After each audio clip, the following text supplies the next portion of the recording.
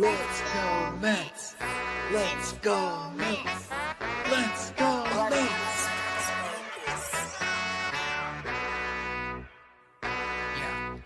Yeah. You gotta believe and invest with your heart. Orange and blue till Mets do us part. Spring training, oh yes, it's the start. City Field gritty till Mets do us part. Hit home runs and knock it out the park. Big Apple till Mets do us part. You gotta believe and invest with your heart. Listen to the show till Mets do us part. John from Brooklyn, Ibby reps NJ. We're the other team, I don't care what your friends say. Mets fans, we focus like a sensei. Listen to the podcast Monday, Wednesday. Made a couple bad plays, but we still won. Character, yup, we're gonna build some. Are you gonna check the pod? It's real fun. Just like Mookie, I will, son. So, invest with your heart. Orange and blue till Mets do us part. Spring training, oh yes, it's the start. City Field gritty till Mets do us part. Hit home runs and knock it out the park. Big Apple till Mets do us part. You gotta believe and invest with your heart. Listen to the show. Available now on all streaming platforms. If you love the New York Mets, check out Til Mets Do Us Part. Enough rapping. Let's get to yapping.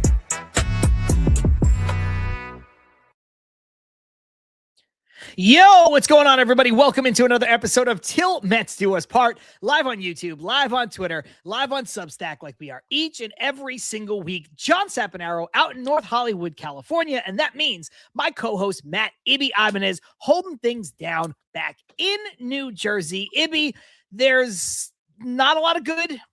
But there is some. There's a ton of bad. There's a ton of ugly. There's even more stupid. There's stupidity. There's embarrassment. There's pathetic. There's a lot of words that you could use to describe the New York Mets and the surrounding aura around the New York Mets. But before we talk about that, I got to ask you, how you doing, man? Again, times like this, John, it's always a loaded question, but I'm doing well. The disgusting heat wave has finally broke here in Jersey, but I've been doing a lot of running around at the job, and I've been getting a nice tan. Granted, I'm roasting essentially, but all things considered, I'm doing well. Unlike our New York Mets, it's exhausting to run back from the job that I was working all morning to come here to make sure I'm here on time to talk about this team. But I love this show. I love talking ball with you, talking ball with the chat, having a good time. Those things do not change because it's Wednesday and Carson's not here, but the red light's on, and we're going to do our best to have some fun. That's really the thing. It does make it easier to talk to you, to talk to the live commenters, especially because we've, come to know so many of them, or know in air quotes, know them through Mets Twitter, know them through being commenters here.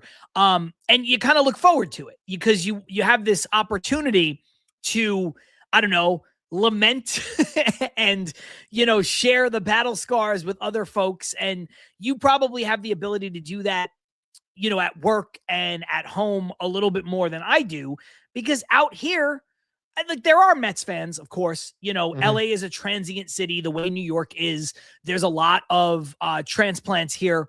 There's a lot of New Yorkers in LA, but it's just not the same. Like, I don't see people on the regular, rocking Mets stuff. And as good as the Dodgers are, that brings in a lot of fair weather Dodger fans. It brings in a lot of, I'm not really a baseball fan, but I've lived in LA my whole life, go Dodgers kind of vibe. And so it's just not the same for me. I don't get the opportunity to vent, or rather, I don't get the opportunity to have a conversation, because now that I do Mets Daily, I do have the opportunity to vent.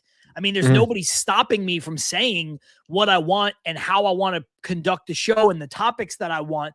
But I don't have the opportunity to have a conversation with you and a conversation like with the folks in the chat. So I agree. We always said from day one, this was a therapy session, but for me, living out on the West Coast, 3,000 miles away, and, during times like this, it really, really holds true. So in that sense, and maybe in that sense only, I am looking forward to it. There's just under 30 folks with us right now. I'm sure that number will continue to grow. Speaking of the people here in the live chat, we've got Lazy Mary, we have Tony HVAC, we have Douglas Barnes, we have Stanley, We've got Ray. Who else? Brad is with us. Alonzo is here. Pantrice, KP Clink. That might be. Oh no, Armand is here. Let's see. Continuing to scrolling down at a rapid rate. We have Sports Rap over on X on Twitter saying, Matt, it's Sean from Beacon. Yeah, it's one of my new co-workers, if you will, who works word. at the place where I am. So obviously, thank you, Sean. I appreciate you for tuning in, brother. Thank you so much. Welcome to the show, Sean. Appreciate you popping on. Lazy Mary saying John and Hector sitting in a tree. KISSING. Very funny. Very funny, Lazy Mary. Hector and I getting into it respectfully, but definitely disagree. Hector and I have had our beef. We squashed our beef. We've interacted pleasantly since then. This was definitely a bit more heated. There was a debate for sure. And it's stuff that we'll get into probably more in the second half of the show. So I don't want to, bury the lead too much, but we can talk about that stuff. I think it's more of a second half topic. Anyway, all of that being said, if you haven't joined the live show, you're missing out. And the best way to make sure that you don't miss out is to subscribe to the channel, turn notifications on. And once you're subscribed, you can then take part in the conversation like Lazy Mary, like Burnt Toast, like Brad, like all of these folks that I mentioned. And we look forward to that number continuing to grow throughout the show. Ibby, we don't have to waste any time talking about the X's and O's of Mets baseball. Mets baseball's bad. Like I said before, there are some good, not some of the good. I do. Yeah. Awful thing. Tony HVAC got it slightly wrong, but the point remains the same. After last night, the Mets are 202. 200 wins and 2 losses when they score 12 or more runs. I got to say something on this real quick, mainly because damn it. because I'm leaving work late last night. And as I'm driving home, I popped on, Carson and Andrew were on last night. So I put it on and I'm just listening to them as I'm driving home. And, the score was what it was. Mets are up and I was shocked that they were up. And then I know Soto hit a home run and they got this huge lead. And then I'm like, okay, whatever. And then I kind of tune out a little bit as I'm driving, focusing on the road or whatever. And I get home, I'm getting a little bit busy or whatever, just trying to catch up, whatever. And then next thing you know, it's like, it was 9-9. And I'm like, what the hell is going on in this game? And then they're down, whatever it was, 12-9, 16-9. And it's like, they score 11 runs. It's like, yeah, they score 11 runs, but they're still down 5 runs. I'm like, what the hell is this game? And the guys, shout out to Carson, shout out to Andrew. A lot of fun last night in that chat room with all the craziness and the nonsense, but they're losing their minds because the game was so long and so pathetic. The last 2 games have been excruciating when it comes to length and overall result. So God bless those guys for the watch along, because it was a lot of fun. But the overall play in general, like John said, we don't got to dive deep into the X's and O's and everything that's been going on, because you all know, like we know, it's been piss poor. I said this, and shout out to Carson, and I did give him a shout out as well on Mets Daily because I used his tweet almost verbatim. 3 hours, 31 minutes, 12 pitchers used, 28 runs scored, 378 pitches. I think I no longer have his tweet right in front of me. I mean, if you sat through that game from start to finish, you deserve a fucking award. It's just brutal. Because to sit through that game and to come out the other side as losers of that game, like, Ibby, the Mets had 12 runs on 13 hits. They committed no errors, and the Royals committed 3 errors. Now, granted, three errors on one play, but the Royals committed 3 errors. And then the Mets had another handful of base runners via the walk. And you think Soto hits a 3-run home run. Ewing hits a home run. Ewing goes 4 for 4. Benj is 2 for 3. You're like, oh, well, surely they'll win this game, right? Surely they'll win this game. There's no shot they're going to lose this game. And that's why it's such an interesting and fun and wacky and stupid stat where you're like, they're 202 They've only had 2 losses when scoring 12 runs or more. And you're like, well, yeah, obviously, because 12 runs in most cases should be more than enough to win you a game, even if you're playing in Colorado and you score 12 and the other team scores 10 and because no lead is safe. Okay, whatever. But a game like this, you're just like, can't anyone here pitch? And, we'll talk more about this in the second half, but plenty of criticism to lay at the feet of David Stearns and the front office and how this team has been managed. I mean, look, Ibby, when you have the window, I think the window passed where you could have brought Zach Thornton back and they didn't, or they simply could have left Zach Thornton up and they didn't. And then Zach Thornton doesn't even pitch because Syracuse gets rained out. And instead they decide to go to a bullpen game using Kodai Senga as the bulk guy when a bunch of their relievers aren't available, when Kodai Senga is going to be asked to give you 2, 3, 4 innings on 3 days rest. I mean, this is a recipe for disaster. And I don't understand where you get off. This reminds me of last year. We had so many conversations heading into the All-Star break where I was saying to you, Ibby, the Mets are having winnable games, that they're running out pitchers that are non-competitive just because they don't want to go into the minors. Now, they had a lot of injuries, but at that point in the season, I think they had 2 viable starters that weren't hurt. I think it was David Peterson and Frankie Montas, if I'm not mistaken, that were the only healthy starters around this time last year. And Montas sucks, Peterson sucks, but at the time, they were actually doing okay. And everybody else was down for one reason or another. Clay Holmes might have also been healthy, but everybody else was down. And instead of reaching into a guy and just saying, hey, you know what? Like, let's see what Nola McLean can give us. It could just be a spot start. Let's see what happens. They're like, no. It's time to run out fucking Johnny NPC and he'll be fine. And let's get like Timmy AAA the ball. And you're like, no, these guys suck. And they're losing series to the Yankees, who were bad. And I think they lost the series to Milwaukee, who was, kind of a little bit of a downswing at that point of the season. They were losing winnable games because they simply didn't run out any pitching. Now, that was more consequential because we all know the Mets season is over now. And at that point last year, the season was far from over. But, I mean, even still, don't you want to have like a representative season? I keep talking about this on Mets Daily. It'd be like, I don't want the Mets to lose 100 games. I think at some point the Mets would like, even if the season is done, wouldn't you like them to have like, I don't know, like a good August so that they can have like something of a record that doesn't look like the worst record in the sport? Well, this would be a time to start it. Playing the Royals, playing the Red Sox at home, going into the All-Star break, coming off of 2 wins. This is the time. Go win 8 in a row. Go win 7 of 8. Nah, couldn't possibly do it. Got to leave Zach Thornton down there. Let's get Kodai Senga. Let's get him more reps. That being said, I want your garbage pitchers. Bring me your garbage pitchers. I don't know. I don't know who that guy was last night that they brought in, but I made that last night for the guys over at Mets Weekly as a joke, because they were having a ball at this guy coming in and not finding the strike zone, getting tattooed or whatever. But it just seemed fitting. But also to your point that you're making right now about playing some better baseball and not wanting this team to lose 100 games, it's like I'm at the point now where, and I've said this in our chat too, where it's like you're so bad, like I don't care if you just bottom out at this point just to get the higher pick or whatever. And I know that people don't care about that and people don't want to hear that. And I understand that's fine. It's just my viewpoint of it.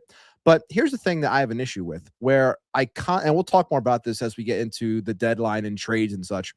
I can't listen or I can't read people constantly writing about how this team plans to be competitive in 27, yet we're running out a team that they're probably going to bring a majority back or a core that they want to bring back.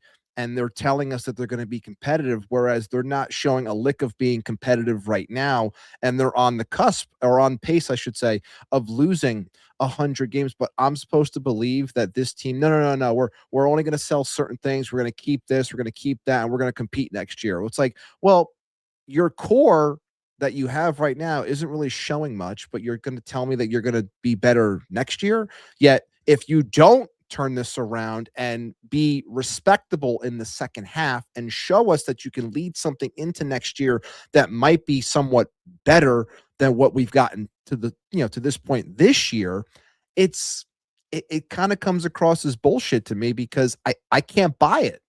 I can't buy it. Now, I'm not going to sit here and say you have to uproot everything and wholesale changes, but I do believe that changes need to happen. But I would love to see better baseball. Prove me wrong, but to this point, it's been god awful. The one thing I'll excuse me, the one thing I'll dispute you on is the core. I think the core is, for the most part, producing, right? Like, obviously Lindor needs to get his feet under him a little bit more, but he's been fine since coming back. He's missed so much time. The numbers aren't going to be there, but he's looked good. Soto is on an absolute tear. It's incredible. AJ Ewing has been as good as better than advertised. Carson Benz has been better than advertised. People don't want to hear this, but Francisco Alvarez is putting up fine numbers for an offensive first catcher. We could talk about the defense. We could talk about the trade rumors. We'll get into all of that. Which is our poll on the YouTube side. If you haven't voted already, make sure you vote a simple question. Would you trade Francisco Alvarez? Yes or no? We'll get to those results in a moment.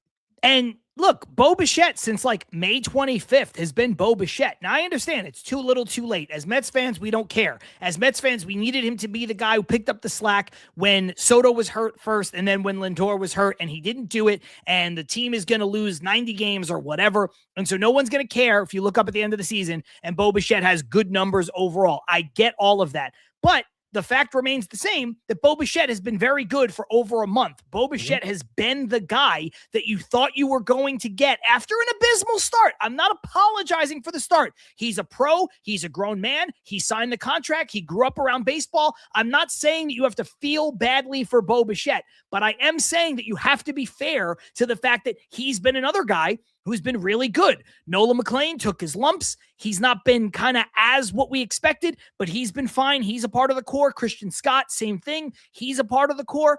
And I guess you can kind of remove Bichette a little bit just because there's some uncertainty as to whether or not he's going to be here next year, the year beyond, or whatever. But the group of players that you're expected to rely on in 2027 have been good. They've been doing their part. But where I agree with you, Ibby, is there's a lot of other holes on this roster that they're not going to be able to patch all at once, and therein lies the problem.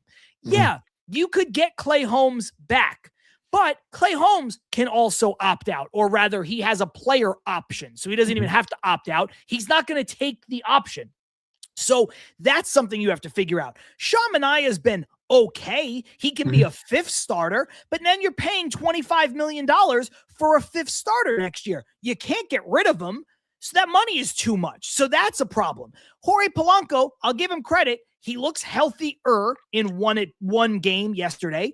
He's going to be on this team in 2027, whether you like it or not, because again, he's owed too much money. He's unmovable. But you sit there and you go, okay, look, if he's your most of the time DH, you could do a lot worse. And that's a guy who can provide you with some offense if he's healthy. And you just have to hope that after a lost season riddled with injuries here, that maybe the luck turns a little bit next season and there's a bounce back. So there are some pieces, but then Ibby, you start to look at it and you're like, well, Freddy Peralta is a disaster. They're going to trade him. You don't know what you're going to get or how much you can rely on McLean and how much you could rely on Scott to be like anchors of your rotation. I think they're going to be quality starters, but I don't know if you could just say, okay, here, take the ball, run with it. You're in charge now. And then you've got still Kodai Senga on this roster, which is fucking mind blowing to me. So all of a sudden, and if they trade a bunch of these guys, including Luke Weaver, who I think they're going to have to trade. Now, all of a sudden, you're like, okay, we have to rebuild the bullpen. Okay, we need another guy at the top of the rotation again. Okay, we need to add depth to the rotation again. Okay, we need to add bench pieces. Okay, we need to do this. Now you're like, yeah, so the Mets might have, I don't know, 6 pieces, 7 pieces throughout their roster where you're like, that's actually a pretty good foundation. But everything else looks really bad. So I'm with you. I think they have the pieces to build around, but I don't know if I see the pieces here to be competitive in 2027, like where they're so sure of it. Now, look, if you could figure out a way to sign Tarek Skubal, That's going to go a long way to pushing that towards competitive. I know he's just one guy, but it will help tremendously.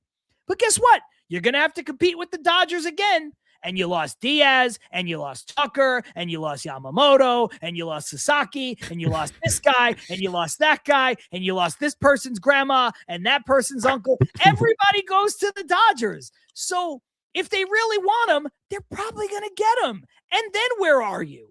And it doesn't help you. It does not help you at all in courting. Now, look, I know money talks. I know it does, and it always will. Unless you're facing the Dodgers, but it doesn't help this team that they have been spending so much money and the results just haven't been here. And if someone is comparable when it comes to said cash, they're not going to choose you. And the Mets continue to be a spot where it's like, yeah, I can get a fuck ton of money from this team. And that's great. And if you want to get it, go get your bag. And I want good players here, obviously. But right now, the only thing that the Mets have to sell is cash. That's it. Like, there's nothing else that's attractive to people because they're not winning and they're not coming together. So I think that they are in a very tough spot. And it doesn't help either that you're trying to do all these things. And like you just alluded to, all these holes that are going to be a part of this team. If you truly want to get better and be competitive, it's a very weak free agent class. Very weak. And there's a lot of uncertainty when it comes to the CBA and what's going to happen with next season and when you're going to be playing ball and what's going to be readily available and what teams are going to put out there. Like, there's so many questions that I hate that it's just automatically, oh, we're definitely competing next year. It's like, you're barely competing this year. How am I supposed to believe that you can compete next year when you had better options to get better this year? You couldn't, and there's less next year to get better, and you don't have the capital. You need capital in order to get better via trade, and there's question marks now when it comes to said capital because the players you have, you want to be able to supplement your roster now, but then you don't have anything else to really deal to try to get you better in other spots, and you're hesitant to give up on players that have coverage in terms of years because you want them here to help. So it's like you're very much caught in the middle, and they're too much in the middle. It's the worst place you can be if you're caught in mediocrity or below mediocre. Like, that's purgatory, and that's the last place that you want to be in any sport. So it puts them in a really, really shitty spot. It really does. It does. A couple comments really quick. We're not going to talk about this at length now, but I just want to bring this up from Carson and from Tony HVAC. Carson says, I'm giving $500 million plus to Scooble and my infamous implants. I generally do not care anymore, genuinely. And then Tony HVAC says, offer Scooble a front-loaded 10-year contract for $600 million. The reason why I bring that up is because this is something that Joe Prano, who's been on our show a bunch, and Joe is in the comments a lot. Joe, the host of the Dirty Sports podcast, and a great comedian. But Joe and I have had a lot of these conversations, like off the record, via text, at a bar, at a Mets game, where he's like, just fucking spend the money like a maniac. And honestly, we're going to talk about Francesa later and some of the stuff Francesa said. But Francesa said on that earlier podcast last week or 2 weeks ago now, where he was criticizing the Mets for not making moves and criticizing with Mendoza and criticizing Cohen and Stearns, where he was like, well, Cohen said they're not going to spend like drunken sailors. Well, a drunken sailor would have gotten more right than the Mets have gotten right. They've spent so much money and they've gotten everything wrong. And it's just like, yeah, you know what? Just go out there. And if you want Kyle Tucker that bad, make him an offer that he can't bring back to the Dodgers. Make him an offer that is so obscene that there's nothing he can do. And I've oftentimes been on the other side of this argument, even with Joe, where it's like, look, if you're already offering the guy, let's use Yamamoto, $325 million, the richest contract ever given to a pitcher, and he has never pitched in the major leagues, and he takes that deal and he runs to the Dodgers and he's like, look, this is what's on the table. If you match this, I'll take it. There's nothing really that the Mets can do. And Joe's counter to that has always been, don't even make him an offer so gross he won't do it. Make him $400 million. Just push it to the limit, to the brink, to beyond the pale. And I do understand that you don't know what you don't know. If you're the Mets, you're like, we've already made him an offer that's so insane. How could he? But when you know the Dodgers have all the cachet, they have Shohei, they have the money from the Japanese market, they have the TV money from a deal that, no one's going to be able to get anymore. They have, being LA and the weather and everything that comes with it and the winning and all of that. Like, I don't know, man, they'll probably just offer him $300 and something million too. So I think you have to maybe, I guess what I'm saying is, I think Joe's sentiment has kind of swayed me a little bit, where it's like, sometimes you just needed to be gross. And with Skubal, if the Mets want him, if that's what they want to do, they might have to say $500 million first offer. They might have to say $600 million the first time he sits down. What can we offer? Like, okay, Mets, what do you got for us? We have $600 million. The only way. What about, we have $600 million. What amount of money? Like, this is a terrible bargaining place to be in. But if you're the Mets, you almost have to say, okay, Tarek, how much money do we have to offer you right now for you to not go talk to the Dodgers? And then just write that check.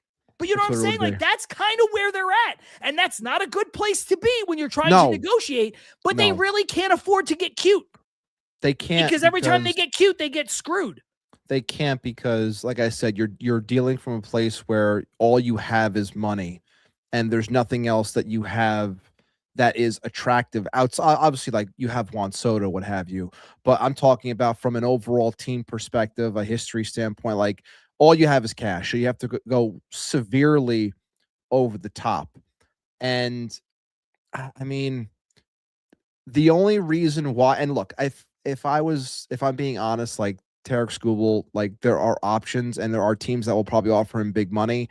And like you said, if it's close, he's going elsewhere. He's not coming here.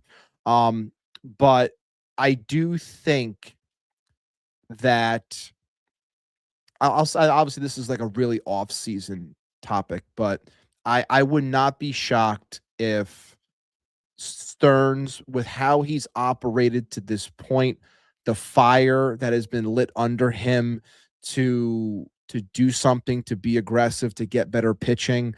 Like, if anyone is smiling right now, it's Scott Boras, because he knows that the money is going to drive the Mets to be a top one because of where they are and the overall pressure that Stearns is feeling. That now it's like, now you got to get a guy. You've refused to go and get a guy. Now you need one. Here's one. How much of that money are you going to take out of Steve's purse and give it on over to me? What are you going to give me?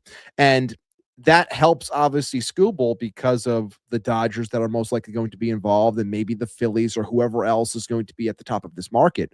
But I do think that it wouldn't shock me if Stearns is finally aggressive on a pitcher, mainly because of how this has gone. If this season wasn't going this way, I would have maintained my stance of he will not give a pitcher that's 30 years old that much money, because it's not the analytical approach. It's not the proper approach. But because of how things have gone, I won't be shocked if there is a bit of a pivot.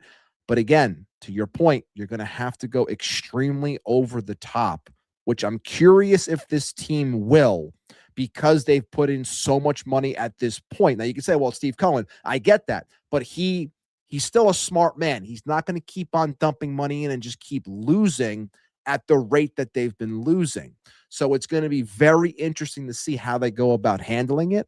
But I do think that, I think Skubal and Boras know that the Mets' failures are going to drive their overall market that much higher. And it has to. And Carson is right on this. Like, you're right, Ibby, about the age, but you have to take age out for a moment. Carson says, Skubal is a top 1% talent that you overpay. So was Soto, balls to the wall. And Carson had said earlier, you start a clock once you go and you sign Soto. Stop wasting a generational talent. Pair him with more generational talents. I can agree with that. You have to do it. I understand that Soto, no one is Ohtani. No one does what Ohtani does on the field. And no one is Ohtani in terms of the market. No one that he can capture for you. No one is Ohtani in terms of the money that Ohtani makes in endorsements, where he was able to take so much money in a deferral, which allowed you to then just spend like crazy in other places. So in that regard, Soto is not Ohtani because no one is. But you went out and you signed Juan Soto. Now you have to just add. You have him for 15 years, and you have to say, I don't give a shit about what happens. I just need to add, and try to win. And the Dodgers don't spend stupidly, Ibby, but the Dodgers spend at some point at the end of Ohtani's contract. There's going to be a piper to pay for the Los Angeles Dodgers, but they might win 5-6 World Series by then. Right. I know that feels exaggerative, but they might. No, but they might. And I think that I agree with the Soto stance, because the point that I was going to bring up later is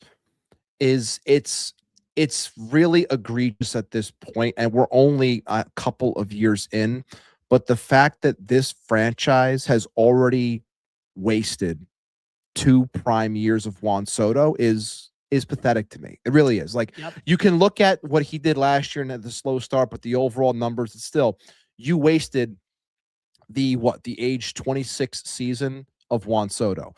You are in the midst right now of wasting the age 27 season, which is looking like an incredible year that he's on pace for. 2 MVP caliber years.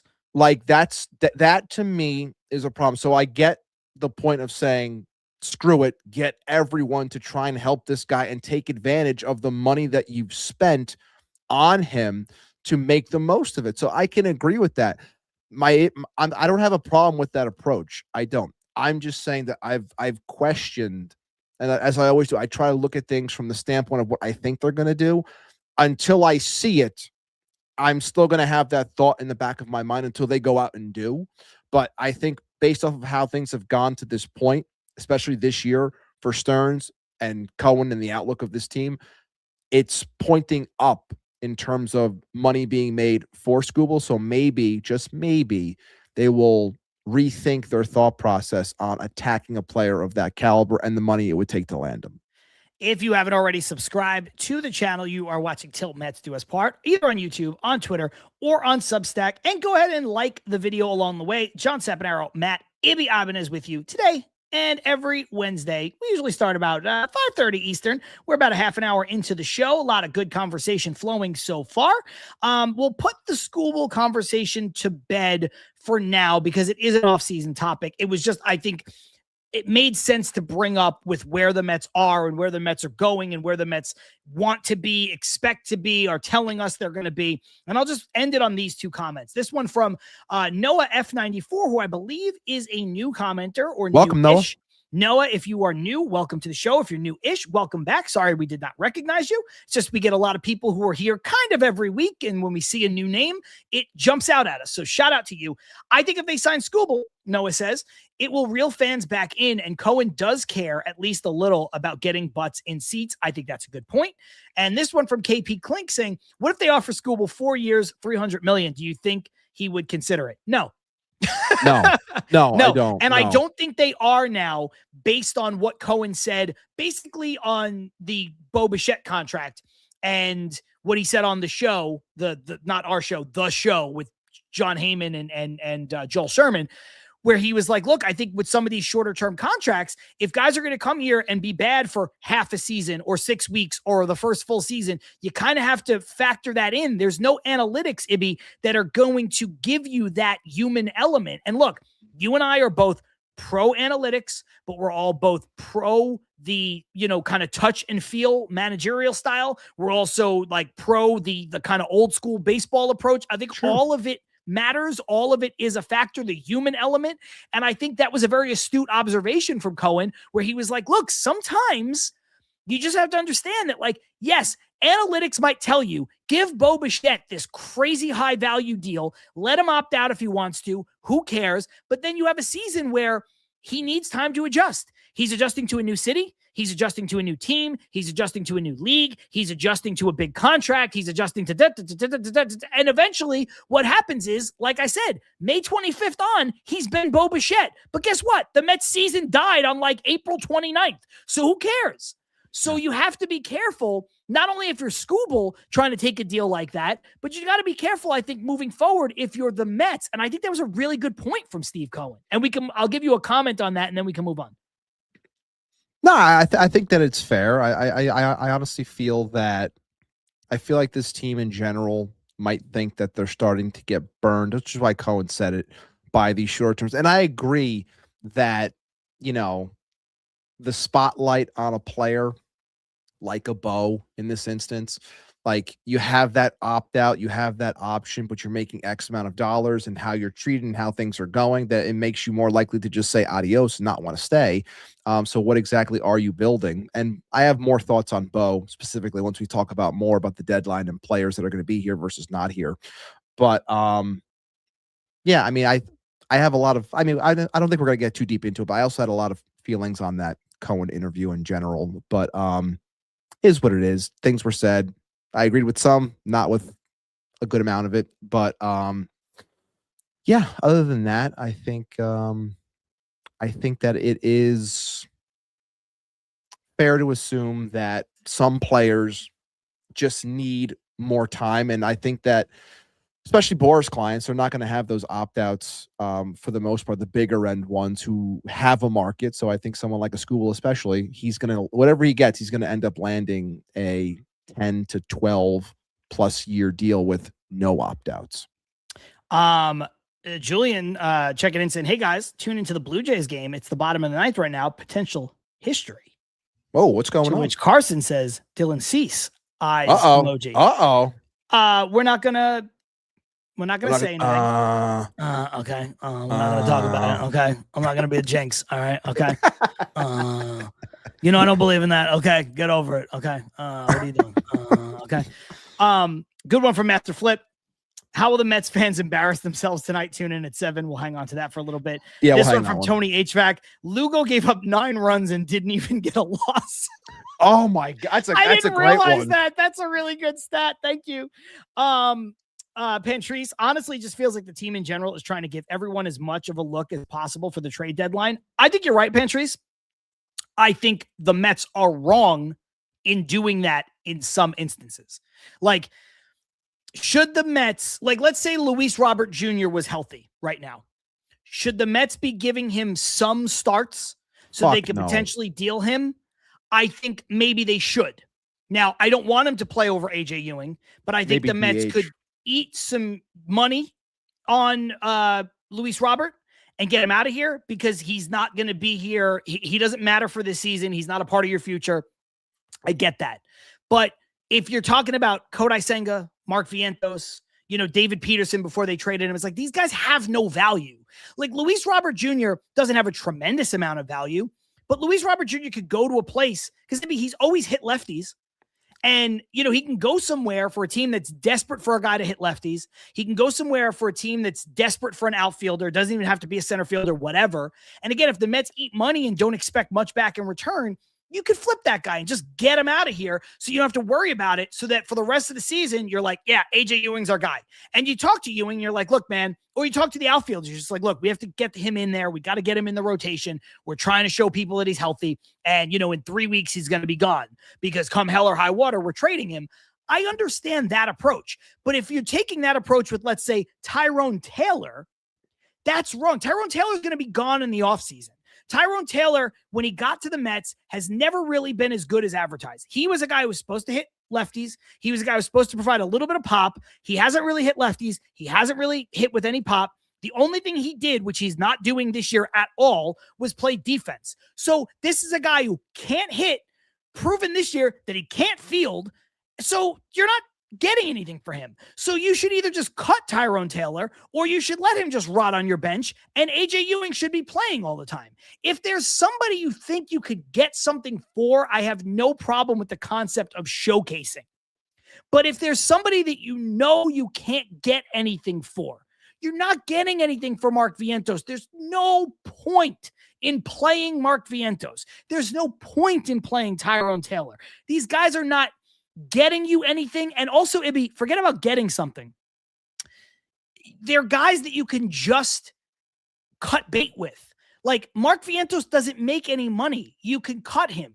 if you're talking about Luis Robert Jr., he is still making, I guess at this point there's $10 million ish left on his deal. So if you were going to trade him somewhere and you say, look, man, like we'll eat half the contract, you can have him for $4.5 million.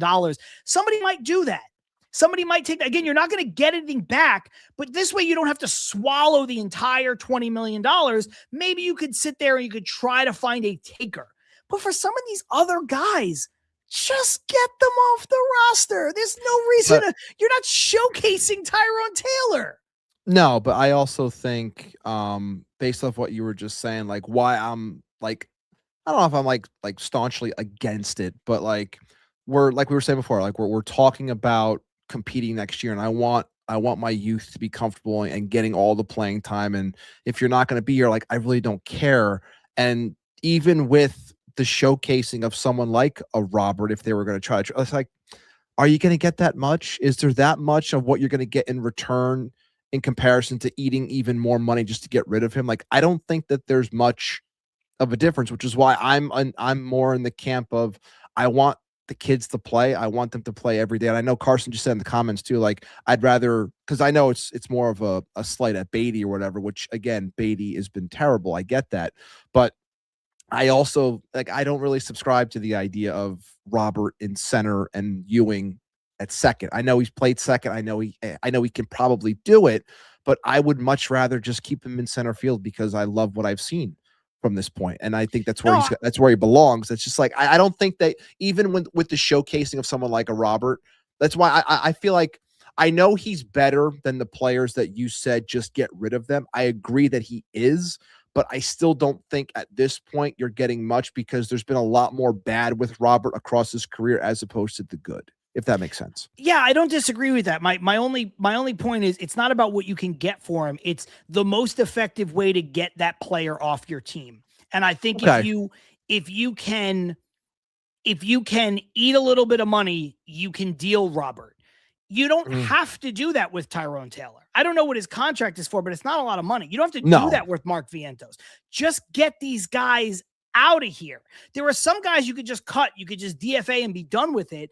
And I don't know that Robert is that guy, but for the same reason that you said, I want him off the team as soon as possible.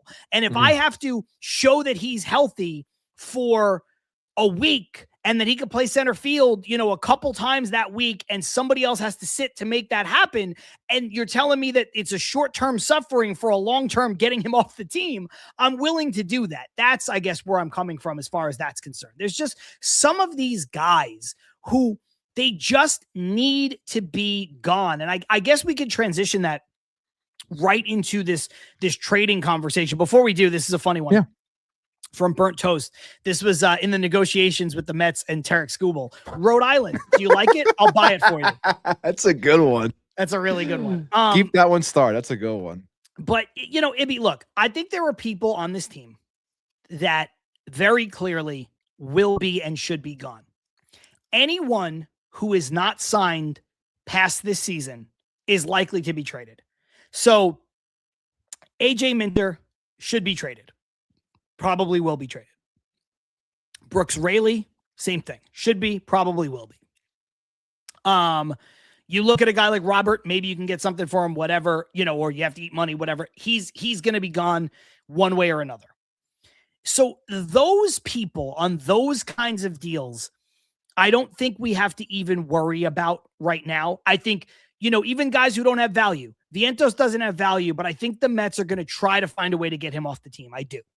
Whether they have to cut him or whether they can trade him for, some kind of 17-year-old player in low A ball lottery ticket thing, maybe they go that route, whatever.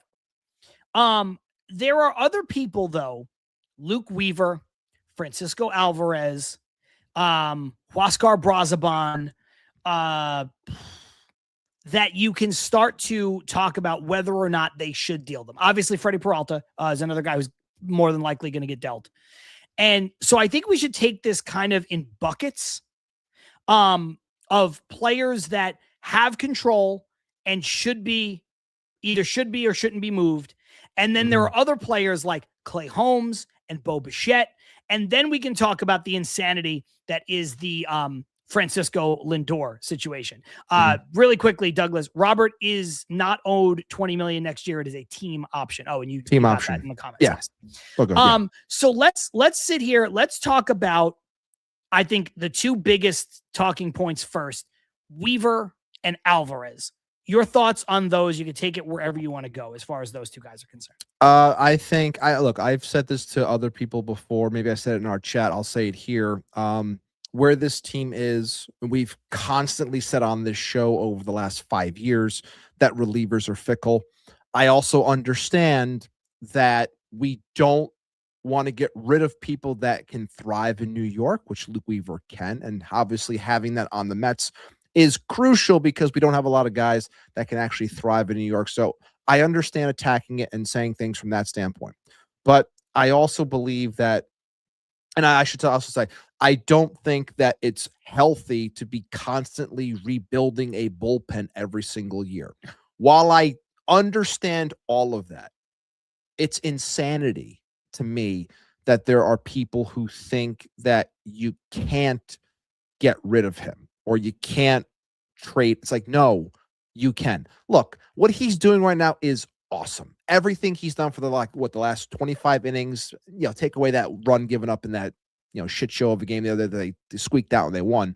But take that out. Still, he's been awesome, all things considered. Love watching him when he pitches. He's been a great side. But based off of what you are as a team right now, and my questioning still of 27, is it great to have a bullpen? Of course it is.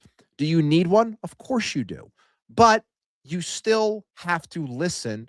And there are people that pay up for relievers, especially when you have someone that is not just a 2-month rental, who has another year of control as well. So it's like you can do very well, I believe, with shopping Luke Weaver, who might end up being one of, if not the top arms available. And you can add something that can help you in the short term, or that could be up relatively quickly from a top prospect perspective. So I believe that dealing away Luke Weaver is the smart thing to do. But again, you don't have to if you are not blown away. I'm not saying you have to settle. You don't just settle. You don't just deal to deal. It has to be worth it. And I think based off of the market and where it is reliever-wise, I do believe that the Mets will be given something that they probably shouldn't be offered. It's going to be over the top, and I think that they will end up taking it. Now, do you want to go? Now, you can go, and then we can go to Alvarez. Exactly. I'll pull up these two comments. Marcus says, how big of a haul can the Mets get for Weaver? I think a really big haul. And then I'm easy saying Weaver isn't going to be this good again. That's a major factor. So a couple of things just to add, Ibby. Weaver, the reasons why you want to keep Weaver if you're the Mets are the same reasons why you'd want to trade Weaver if you're the Mets. The fact that he's signed for next season is a massive positive to you or the other team. The fact that he's pitched in big games, the fact that he's pitched in pressure, he's been a closer, he's succeeded in the big market with the Yankees, now with the Mets. All of that stuff makes you want to hold on to him. But all of those reasons are why a team is going to call you and want to give you something that they shouldn't, to your point, and that you are not going to be able to say no to. Do I want Luke Weaver on this team? I do. Do I think the Mets shouldn't be turning over their bullpen year over year, like you said? I do. I don't think the Mets should be getting rid of people who perform well in New York. I agree.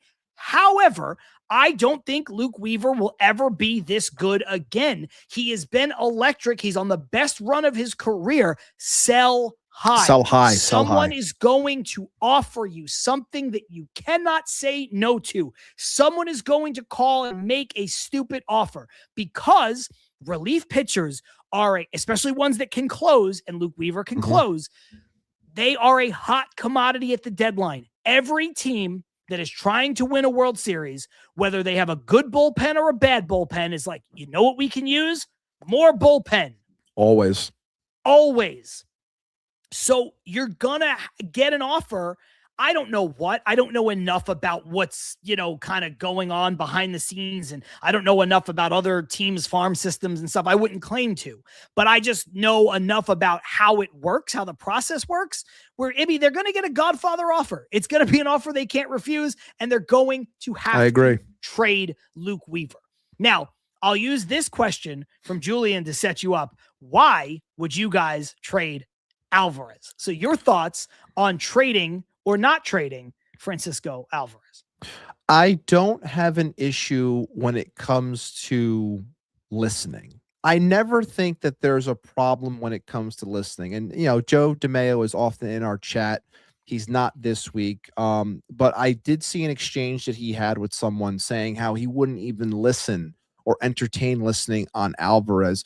And I disagree. Again, not saying that you can't have that opinion, but me personally, I just disagree because I don't think there's anything wrong. To bring it back to what I just said about Weaver, you don't have to settle. When you have someone that has control, and this goes for anyone with control on their contract, there is nothing wrong with listening, because clearly if you're listening and a person says something and you don't like it, what do? You hang up the phone. No, thanks. I don't want it. There's nothing wrong with hearing someone's thoughts or what they perceive as the value on someone. There is zero wrong with that. You as a president of baseball ops, as a GM, as a franchise, I think personally you're doing a disservice. You don't gotta broadcast it to everyone. You don't gotta broadcast it to a player, but those things should be happening behind closed doors, because that's what any good team would do. What are you going to do? What are you going to offer me? When it comes to Alvarez, do you have to be outwardly putting him out there and saying we're shopping him? You don't have to. But if someone calls and says, hey, is Alvarez available? You could say, well, not really, but what did you plan on offering? And if they give you something, or they say something, or any team says to you, we're going to give you X, Y, and Z. This is our offer. And then another team calls and says, we're going to give you X, Y, and Z. This is our offer. And if any of those offers actually make you sit there and go, or it makes you stop, or it makes you go, man, that's actually, If that's the case, then clearly that team did something that you didn't expect. That they're offering something, to your point, a Godfather type offer, something you can't refuse, or something where it makes you go, man, if we do that, that can actually cover these spots, or that can make us better here and there. Like, I understand catching is piss poor across baseball. It's why the article comes out. We're saying how Alvarez and Torrens can be hot commodities at a deadline when people are searching for catching defensively or offensively, which they both have, separately. So I understand why they're hot commodities. And when you have them, you shouldn't want to get rid of them. But I don't think that there's a problem with listening. Do I think that this team is going to get an offer that makes them want to trade him? I question it. I do. I don't know if they're going to get anything or an offer that's like so above and beyond that they're going to deal him. So I don't think they're going to, but I do not think that there is a problem with listening. I'm going to agree with you on a lot of this. I'll pull this up from Stevie Mac. You're not being a good GM or Probo if you don't at least listen to offers. Generally speaking, that's true. Now, there are some people you hang up the phone on, right? Hey, we want Juan Soto. Click. Bro, no, it's not happening. Right. Hey, we want Carson Bench. Okay. Well, who are you going to give us? You can't. It's not possible. Click. I don't think Alvarez obviously falls into that category. When I talked about the core of the Mets moving forward, Soto, Lindor, Benj, Ewing, McLean, Scott, written in pen. I would put Alvarez on that list because of the position he plays and the value he provides and how down that position is across baseball. But I'm writing his name in pencil because I will listen. But I agree with you in that I don't think the Mets are going to get an offer that they can't refuse. And this one from Tony HVAC is pretty much my entire point. How bad the catchers are at hitting across the league. He's one of the top 7 to 8 catchers that have pop in the MLB. Yes, Francisco Alvarez has been disappointing. Francisco Alvarez has been a letdown defensively. He's been inconsistent offensively. Carson has said a lot of comments, a lot of points in the comments, how he plays stupid at times, how he's, a tease with the potential that he has, and he hasn't lived up to it. All of that is true. But if you strip away the top prospect moniker, if you strip away some of that stuff, that baggage that comes with him, you're still left with a 24-year-old catcher that can do some things that most catchers in the league can't do. And to me, that is very valuable if you're the Mets. And to me, Ibby, the Mets infield is in flux. You have Francisco Lindor and then question marks everywhere else. The outfield looks fucking great. The catching situation for the Mets is pretty good. You have Alvarez, he's under team control. You have Torrens, he's under team control. They complement each other well. One does one thing better than the other, blah, blah, blah, blah, blah. And then the other part of it would be, since the catching situation around baseball is so bad, if you trade Alvarez, then what? Then what? It's a fair question. It is. Luis Torrens is not a starting catcher. I know some people think he is. Exposed. He's not. And more importantly than that, once Torrens is your starter, now who's your backup? Hayden Sanger? Because Hayden Sanger is not even a major league player. So that becomes the problem. Where do you go from there? And if we all acknowledge that the Mets have had an offensive problem this year, it's wild to me that people are like, you know what the Mets should do? I hope Bo Bichette opts out. Do you? They should trade Alvarez. Okay. They should trade Lindor. Okay. Who's hitting on this team then? Which is what we just mentioned before about when it comes to, there's not a lot of options when it comes to free agency next year, like what you're bringing in or how teams are going to attack the trading market because of the uncertainty when it comes to the lockout and, what's going to happen with baseball. So if you get rid of all these things, well, how are you replacing them? Like that's the biggest question.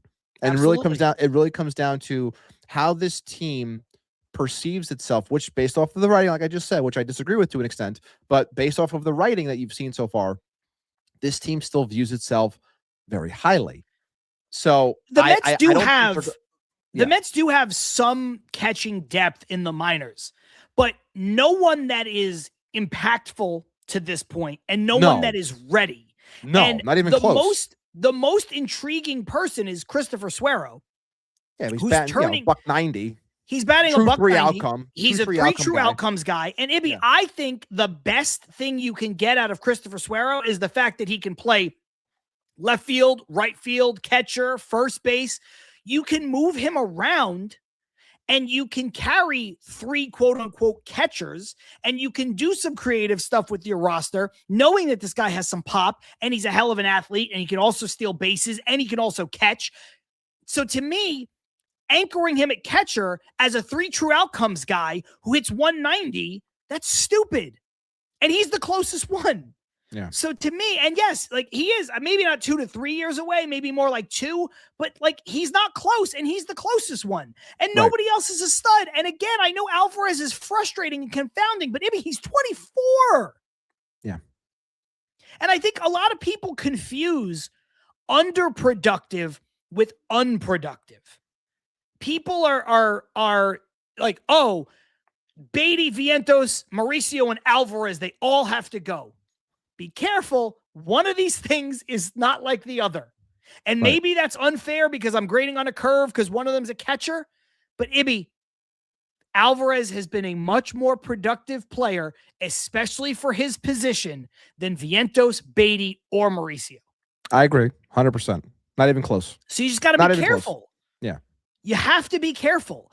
And I think that's really where this problem creeps in. Look, we're at just about an hour. There is, forget about the Lindor stuff, which we'll save for the second half. Do you want to talk about Bo Bichette, Clay Holmes, or do you want to go into the break and talk about them when we come out of the break? I think we should talk about them first. That's my opinion. I agree. I agree with that. I do. Okay. I'll leave it up to you. These are 2 guys. Bo Bichette obviously has an opt-out. He's talked about how that's just nice to have control of, but he considers this a 3-year deal. Maybe that's player speak, whatever. Maybe that's him trying to be a nice guy. If he goes back into the market, even with the poor start, he's the best offensive player on the market in what is a very weak free agent class overall. The next best player is probably Jazz Chisholm. That ain't great. So Bo Bichette can go back into the market if he wants to. Clay Holmes, he's got an option, a player option. He's going to decline it despite the injury. He's getting paid like a top flight relief pitcher. And what he has been is a top 3 in the rotation starting pitcher, right? Like he's no worse than a 3. He's probably a high end 2. And so he should be making 20 something million dollars, not $12 million. So these are 2 guys who control their own destiny, as it were. I don't know which one of them you want to take first, but I'll leave it up to you. If you want to lump them together, you can. But I have some very, very, very clear thoughts on where I'd like to go with both of these guys. I think I can lump it together because mine's pretty straightforward. I think that Clay Holmes and Bo Bichette, I don't think either one is being traded. I don't think either one should be traded. I want them both to be here. I think they both fit extremely well. I think Clay Holmes is someone that I would love to lock down an extension for. I don't think it's going to happen, but I think that what he was showing this year prior to the freak injury and that happening, which sucks because I think he was on his way to having a special season. I think he is showing that he is a damn good starter. And based off of what this team needs, it's starting pitching, and it's starting pitching that can actually succeed in New York City. And I think that he can. So I want Clay Holmes here. I was bullish on Clay Holmes at the start of the year, which again, I was ballsy enough to say that he was going to get more Cy Young votes than Nola McLean or Freddy Peralta. And before he got hurt, I was looking pretty damn good on that. But I want him here. So I don't want to be out the door, even though he has the option. And clearly that's something that fits into the idea of you can trade something because it has the option. You can get something because you're not sure if you're going to be able to keep him, but they should be holding him with the plan to do whatever it takes to keep him.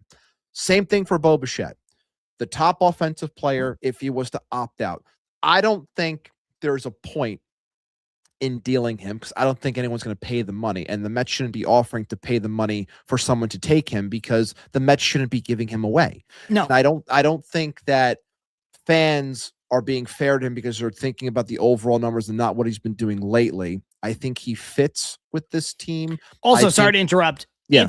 And again, I said this at the top of the show, no one's going to care about this as a Mets fan, and rightfully so. But if he continues the pace that he's been on, his overall numbers aren't even going to be that bad. Right. I correct. And I just think that from a lacking offense perspective, and I think he's getting more comfortable too. Like if you were to let him go and not keep him or not want to extend him because he opted out and that's what you wanted. I know people are claiming that they want him to be here. It's like, I don't know where you're getting offense in this lineup then. I don't know what you're doing. Like seriously, there's nothing else on the market. You should want him to stay. And whether that is through him staying on the $42 million a year, or if he opts out, you should be hoping that the Mets re-sign him because I don't know what else you're getting unless you're going full-blown teardown, which they're claiming that they're not doing. So if that's the case, and we all agree you can't do that with Juan Soto. Right, unless it was this extremely fast turnaround, depending on what you're getting in return for these players. But again, I think that a lot of teams are probably skittish because they don't know what the CBA is going to be, so they're not sure how they can handle money. So that's why all of this becomes so convoluted and difficult. So I think that Bo Bichette is someone that, while can be frustrating for some Mets fans at times and has been up until this point, what he's been doing, how he's adapted, I think he should be here because I still don't think there's going to be a full-fledged teardown for this team. I don't think it's going to happen. But I think that he's done enough, in my opinion, to be the third baseman for this team. So I don't see him getting dealt. And honestly, I don't want to see him get dealt. I know Ethan's being a little tongue-in-cheek here, but it's a well-made point. If you're going to do a full teardown, you might as well send Soto back to the Bronx. Yeah, you should. If you're going to do a teardown, then tear down everything. We're going to scoff in the second half about trading Lindor. If you're going to tear it down, tear everything down. And I know I don't want them to do that, and I don't think they're going to do that, and I think it would be ridiculous to do that. So that's why, I'll just highlight this one from Douglas. Both Bichette and Holmes need to be back. I agree. I think the Mets should get both of these guys in a room and try to negotiate an extension with them before the season is over. That's how much I think both of these guys need to be back. The Mets need pitching, starting pitching, and more important still, the Mets need reliable starting pitching. Clay Holmes is hurt. Yes, it was a freak injury. It was a broken bone on a batted ball. Clay Holmes has been reliable. Clay Holmes is a guy who last year, when you and I were also both bullish on him, coming over, making the leap to being a starting pitcher, he hit this wall and he just fucking pushed through it. Yep. No Kodai Senga bullshit. No David Peterson bullshit. Nothing. Just, I gotta get stronger. I feel good. I know I'm only giving 5 innings. I think I can get through it. I don't think I need to go to the bullpen. I'll get it sorted. Boy, did he get it sorted. The guy's a bulldog. He needs to be back. They need somebody that they can plug into the 3 spot or the 2 spot or whatever. I know you want McLean to be the 2, like fine. But you need somebody. They don't know if they're going to be able to get Scooble. Go sign Clay Holmes right now. And Bo Bichette, I'll use the same thought process. Ibby, we talked about it with Manny Gomez when he still covered the Mets. Maybe the Mets, I think he was right. I think he was spot on. He wasn't making a report. He said his feeling was the Mets wanted to sign Vladimir Guerrero Jr., pair him with Juan Soto, have those guys together for a decade, have them be, Manny and Big Papi 2.0, They never got the chance to do it, so we'll never know how true that was. When you look around the landscape of Major League Baseball, who else is the same age as Juan Soto, that is a complementary player to Juan Soto, that is a right-handed hitter to Juan Soto's left-handed hitter, that puts the ball in play, that is a contact play? Bo Bichette's the perfect guy. He is the absolute perfect player. If you're going to get the real version of Bo Bichette, which we have seen now for over a month, and why are you going to go back to the drawing board? Why are you going to reinvent the wheel? Why are you going to stir up the same stuff that Steve Cohen talked about on the podcast where he's like, I don't know, guys are adjusting. Bo Bichette has adjusted. Now keep him. So I think the Mets should be figuring out ways to keep these guys long-term. And, oh, by the way, Bo Bichette is grading out as a near elite level third baseman, which I don't think anybody had. I mean, I thought he could play the position. I didn't think he was going to be this good. And dare I say, if he didn't have to, on the fly, swing back over to shortstop for 2 months, he'd probably be even better now at third base. Because I think when he moved back, he was a little uneven at first because it was like, oh, I have to refine my footing here in this new spot. So I think both guys have to be back. I do. And, Tony HVAC, I'd love to have Bo long-term. Carson, I want Bo to stay because he's young, he's a talented hitter, and he's played a great third base. Also, fuck Beatty and Vientos, fair. Tony HVAC saying he would offer Bo an extension. I know Ryan Finkelstein on Locked On Mets has been very, very bullish on both of these topics as well, and I agree wholeheartedly. So I'll give you the last word on it before we head into the break and then, switch gears to some other stuff. But I think both of these guys need to be here because I think the Mets need them. We talk about Luke Weaver and how, okay, the Mets shouldn't give up on a player who is performing in New York. It's a little different with a relief pitcher. If you're a fan who thinks that of Luke Weaver, you should really be thinking that about Clay Holmes and Bo Bichette. That's where that energy should be spent. Yeah, and I think that it's, again, like I said, you don't want to have to constantly turn over a pen, but if anything, Stearns is showing, but this year too, because the pen has been strong for the most part. I think that he can handle doing it, creating a pen. Where he struck out a lot is the everyday player, the guy that you're expecting more from. So when you get someone like a Holmes who's able to provide from the starting pitching standpoint, and a Bo Bichette who's gone through his welcome to New York moment of struggling, and he's getting better now. It's like you want to hold on to that. And again, you always have to look at the market in general, and there's nothing else.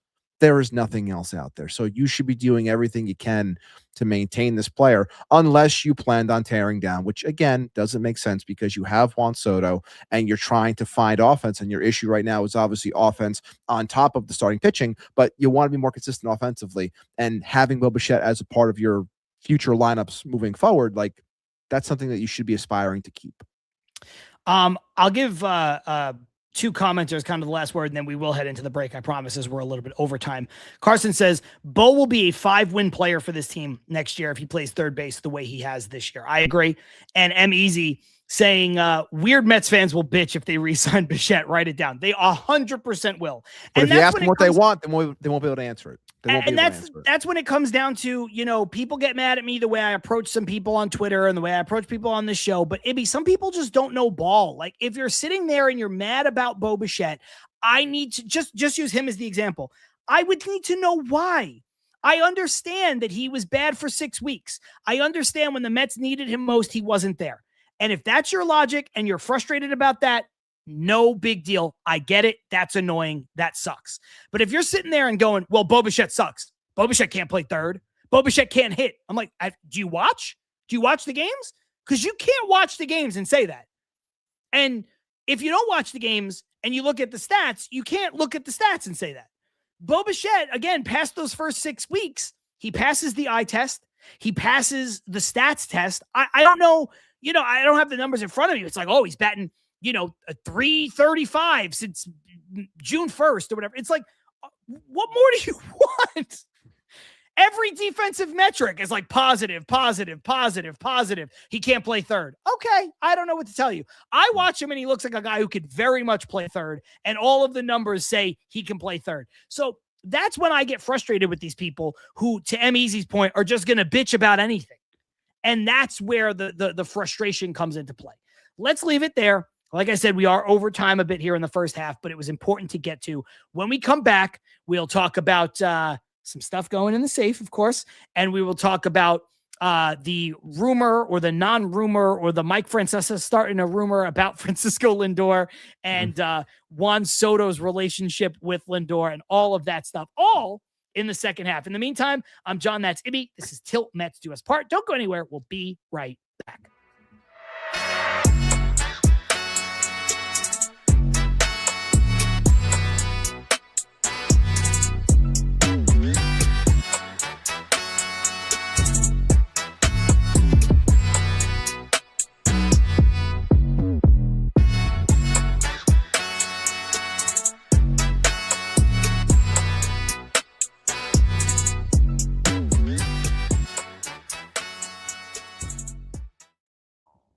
Yo, just like that, we are back with Til Mets Do Us Part, live on YouTube, live on Twitter, live on Substack, like we are each and every single week. John Saponaro, Matt Ibanez, plus all of you in the live comments. I should mention, if you miss any of the show, you can go back and watch whatever you missed on YouTube, on Substack, or on Twitter. This video will live forever and ever and ever. So we appreciate everybody who tunes in right from the start and goes the entire 2-hour marathon with us. And we understand, though, that not everybody can do that all the time. Not everybody can do that any of the time. So if you miss anything, you can find it as soon as we're done with the live broadcast.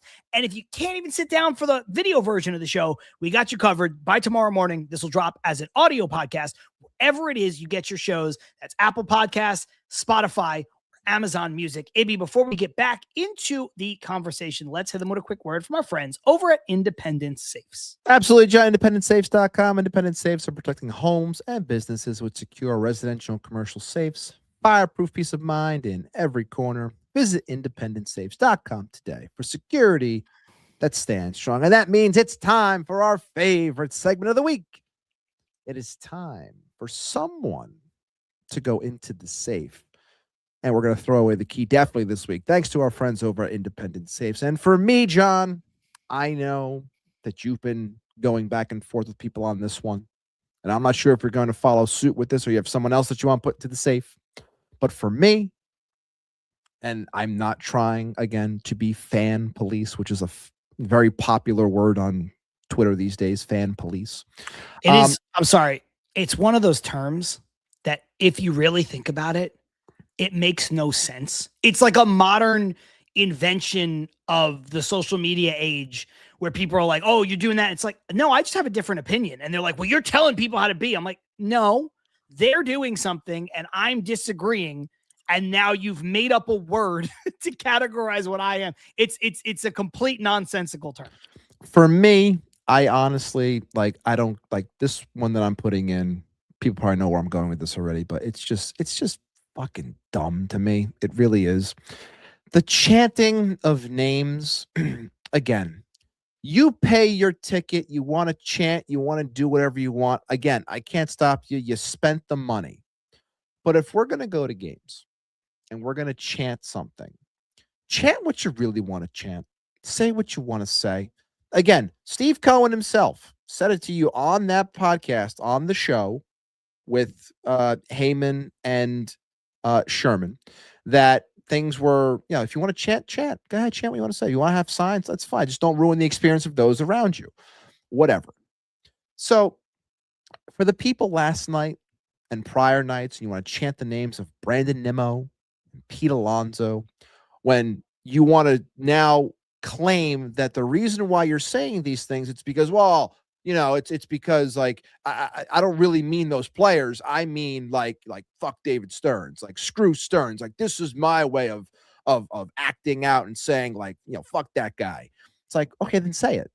Just say it. Like we talk so much about this tough fan base and the toughness of New York and New York strong and we're this and we're that. Like you come here, you better get used to what it's like to be a New Yorker. Yet you want to pussyfoot around when it comes to what you want to chant. You want to cry about a player that gave you the thumbs down 5 years ago. You still cry about it to this day. Like we still do these things, but we want to act like we're tough, but we can't say what we want to say. Just say it then. Like, oh, I'm gonna get thrown out. Well, I don't think you really want to be there then, because if you wanted to be there, you wouldn't be chanting it. Like I think it's dumb. And again, this is just my opinion.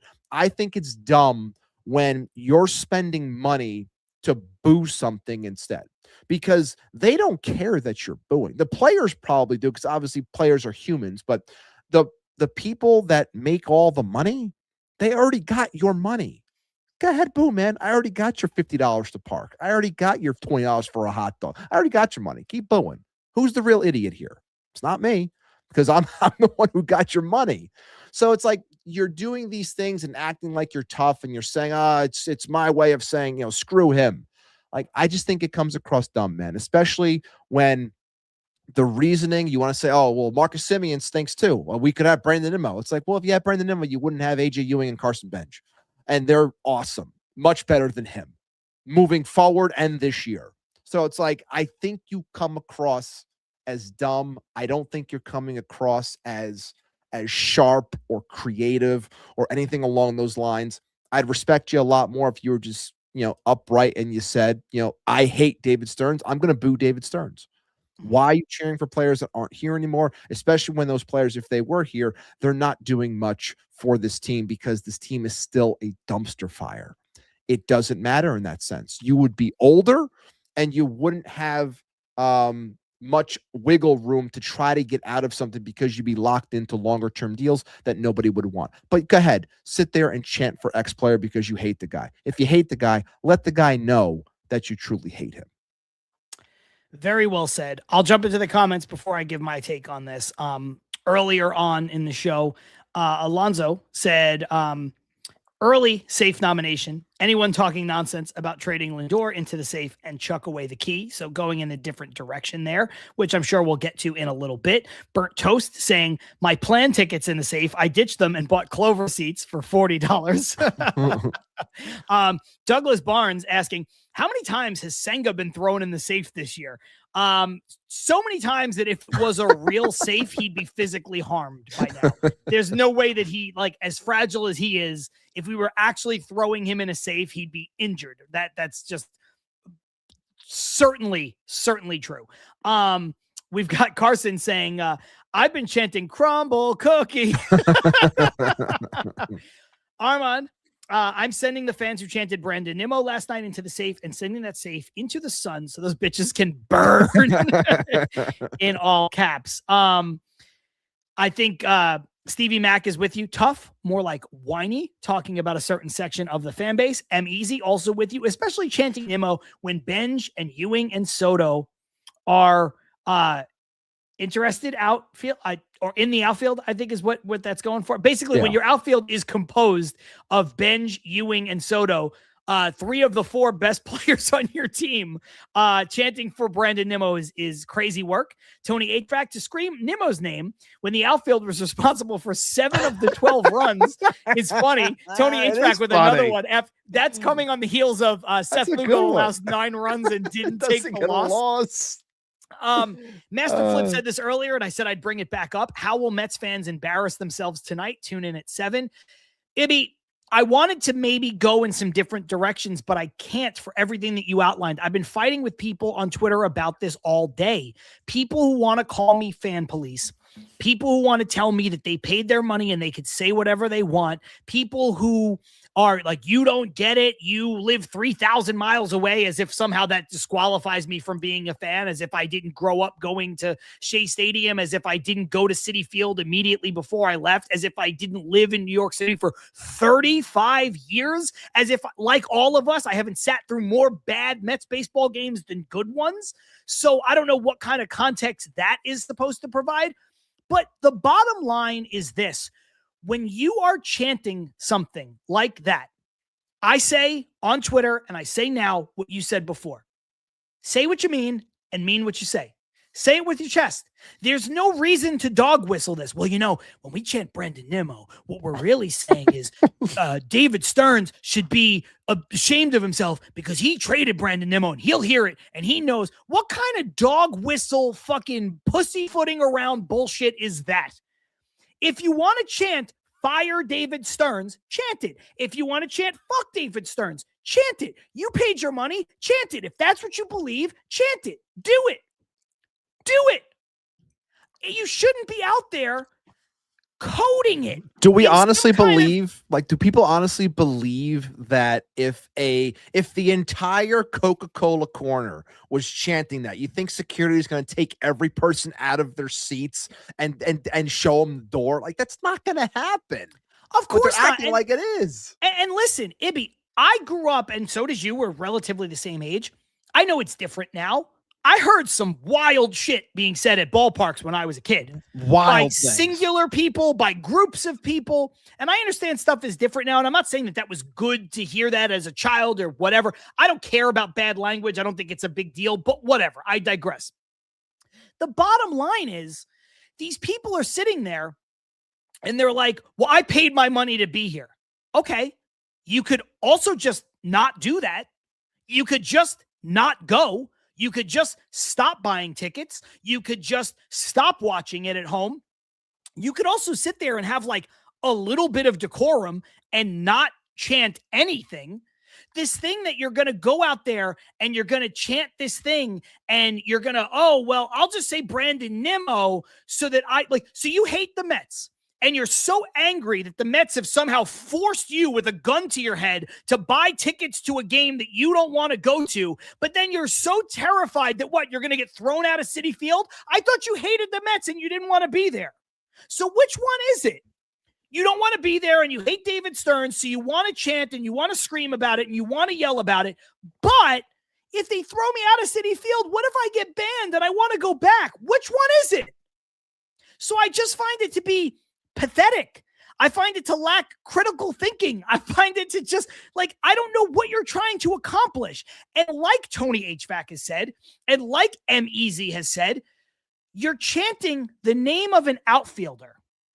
While leave Carson Benj out of it for a second. Ibby, we just watched AJ Ewing, a rookie, upstart, kind of coming out of nowhere prospect at 21 years old, have the best game of his life. He was 4 for 4 with a home run, 3 RBI, a walk, and 4 runs scored. and he has to listen to the crowd chant the name of a player who isn't here, who, if that player was still here, AJ Ewing would be in fucking Syracuse. He's also wearing the number on his back, too. Yes. Good point. He's also I wearing the forgot number on about his back. So, like, look, I know after the game, Soto or Lindor or the manager or somebody probably pulled him aside, say, listen, this is what it's about. No, I know. But like, he's 21, Ibby. I don't think this kid deserves to hear that. I don't think Carson Benz deserves to hear that. Toughen up, kid. It's New York. Yeah, toughen up, but you can't even say with your whole chest what you want to say. Come on. That's bullshit. Come on. Toughen up. It's so pathetic to act that way. It really is. And you can call me the fan police if you want. I think it's pathetic. Just stand on business. Just say what you want. Because I'll say this, Ibby. You know this about the two of us. We come on this show. We say whatever we want about the Mets. We say whatever we want. We've had people from WFAN on this show, and then we've talked badly about WFAN. We've had people from the New York Post on this show and then talk badly about the New York Post because they're different. We're not going to talk out of both sides of our mouth about somebody. Laura Rubinson is great. Can't wait to have her on the show again. I think she's the best person Lori. on WFAN. Love WFAN Lori. Sucks. It sucks now. A lot of people on that station are terrible. I could say both of those things. Both those things could be true. You and I don't serve anybody else. This show is for us, and it's for the people who watch and the people who listen and the people who want to hear what we think. So we're unapologetically saying whatever we want about this team and about the ecosystem that surrounds this team. So don't tell me, oh, I have to say Brandon Nimmo because I don't want to say fire David Stearns because I might get thrown out of Citi Field by the Citi Field cops. Fuck you. What are you doing? It's pathetic. So I agree with you. I'll say all that to say I agree with you. And I suppose on that note, we can close down this segment because it's just brutal. Absolutely brutal. And you know what? I'm trying to scour the comments here, pulling up a couple that are related to this. I'll start with Carson. He's a 21-year-old kid as well. Real classy. Yeah, it's just like he's sitting there like taking the brunt of it. And again, if that shows you the stupidity of New York too. Like this is the topic that people are like after the fact, like yeah, we did this. It's like, do you realize that this kid just went fucking 4 for 4 and he had a great game? It's like, fuck David Stearns, like Brandon Nimmo, man. It's like, did you see what the kid did that wouldn't be here if Nimmo was still like? Are we noticing any of this? Fuck. It's like there's no thought process, zero, no thinking. I agree with this. It's pathetic from Pantrese. No thinking about it, but thinking is hard for a lot of Mets fans. And it's embarrassing. You should be embarrassed. People should be embarrassed to behave like that. And the other bit, I know he said I'm putting this to bed, but the other flack that I mentioned that a lot of people were upset about, I said to behave like adults. And people were like, oh, real nice of you saying to behave like adults when the most childish thing you could do is be the fan police. And I'm like, no, you're a grown-up following baseball, cheering Brandon Nimmo at a 21-year-old kid who just got his start. Like, have awareness of the situation. We've always talked about it on this show. Like, you have a responsibility to your own fandom. You claim to like something. Go back to what we were talking about right before the break. You claim to love baseball and you claim to watch baseball all the time. Yet you'll sit there with a straight face, look me in the eye and say, Bo Bichette sucks. And I'm like, have you watched the games? Yeah, he sucks. Have you seen the numbers? Yeah, he sucks. Well, guess what? You just forfeited your ability to have this conversation with me because you've shown that you're not even invested enough in the hobby that you have chosen to be invested in. Because an adult needs to take responsibility. And it's the same way when it comes to yelling these stupid chants at teams when it doesn't make sense. You're an adult, take responsibility. And listen, if you yell out expletives about David Stearns and you get thrown out, if that's how you really feel and you got thrown out because of it, well, choices have consequences. So I just don't understand like this thing of like, oh, well, it's real slick if we operate this way. It's not slick. You look stupid. You sound even dumber and it's embarrassing. And honestly, if you're over the age of like 12, you should be ashamed of yourself. I think that's, I think that's a where we good can place leave to end it. Yeah, I think so. Sorry, I didn't It's mean okay. to. I didn't mean to go off. But it's so That's frustrating fine. to watch. Anyway, okay, feral. It's fan for me it's just it's the bravado thing. It's the tough guy act, and then you try to mask things. It's like, I thought you were a tough guy. Yeah. Like, I thought that was like the mantra of New York. I know I'm a Jersey guy, but still, like, I've been around this team enough to know what the fan base is like, and it's like go ahead and be tough then. Like, you're willing to say anything else, then why won't you do? Why won't you It's do happening it again. Why won't you do it, in this instance? It's stupid. And I hate stupidity.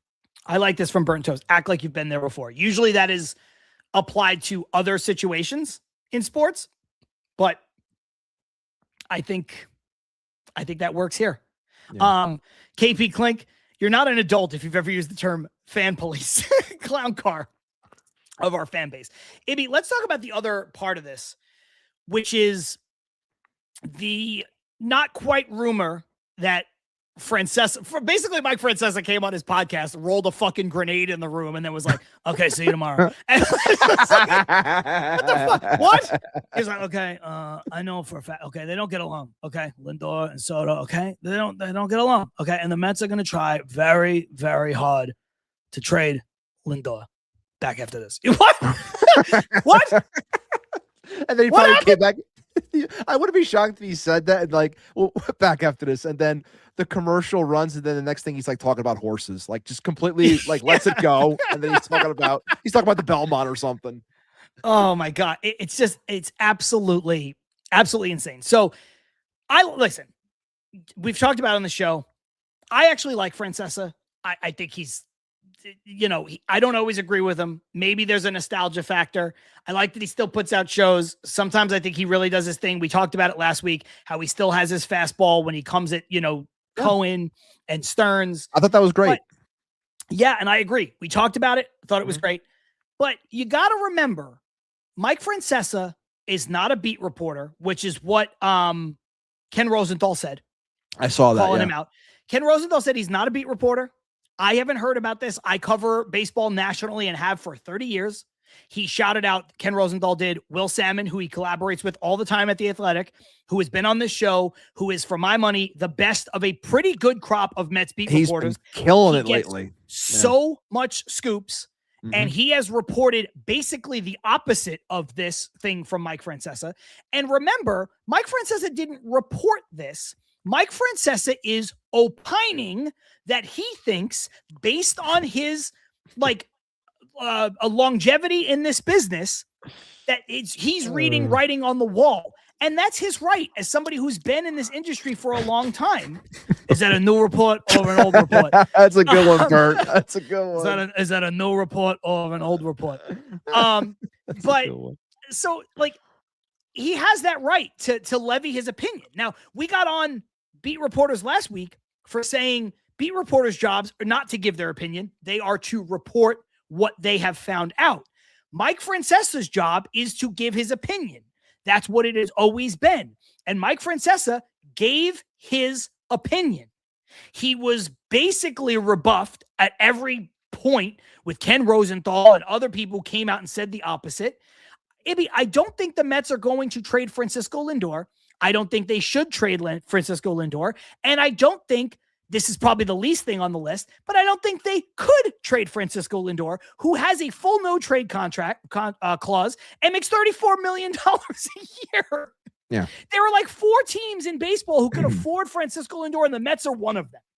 Right. So this idea that they're going to trade him to the Dodgers or the Yankees is fucking insane. And then who else? Who among us? So it's just total nonsense, start to finish.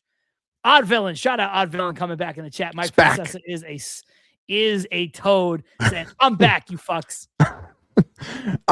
Again, when we talked about like the guys that are the core of this team, I didn't mention Lindor.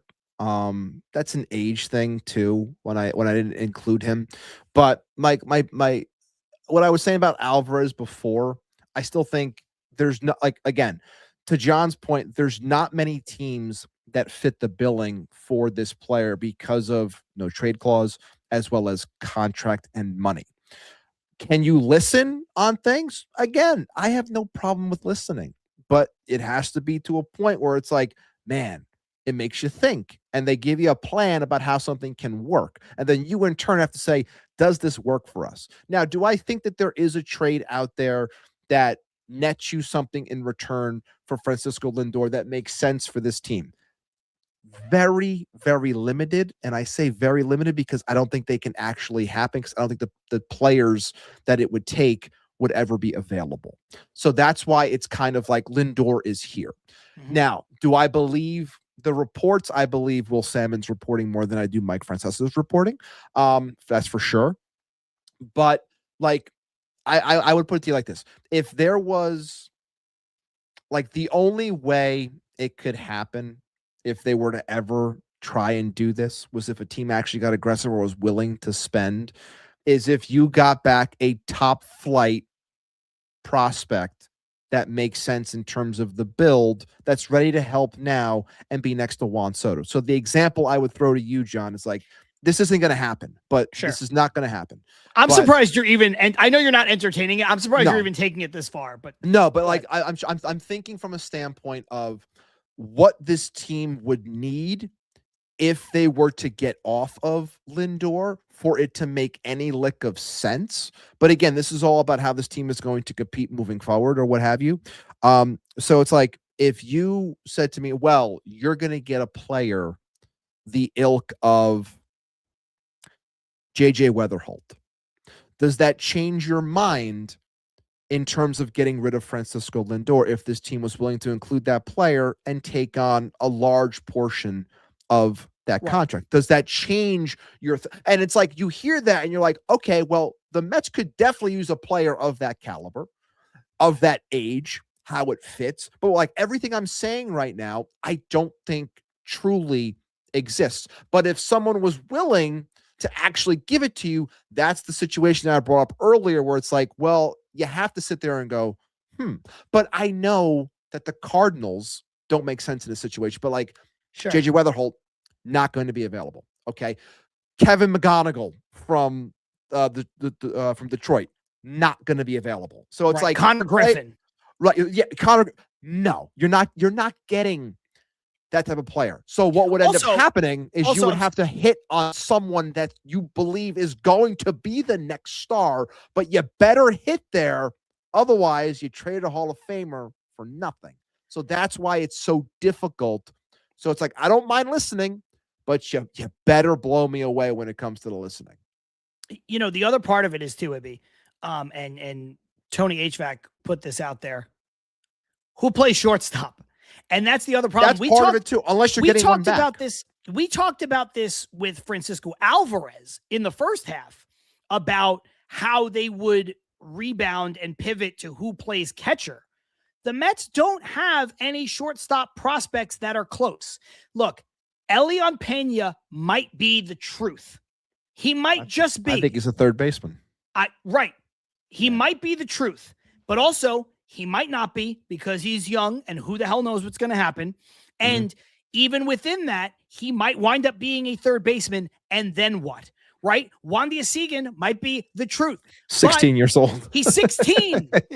That's 16 the years organizational depth at shortstop for the Mets. So not only are you talking about what you're saying, where you have to find a team and identify a fit, a young player to pair with Soto going forward, right? And also, a lot of these teams don't work because the Pirates don't spend any money. Detroit spends money, but they're not going to spend money on Lindor, not at this stage. It doesn't make sense. The Cardinals aren't going to spend that kind of money, not like that, not on Lindor. Whatever. It's all about who you would say yes to as well. It's like, if there was he also has that full no trade clause. Full no trades, a 10-5 guy, like it's not easy.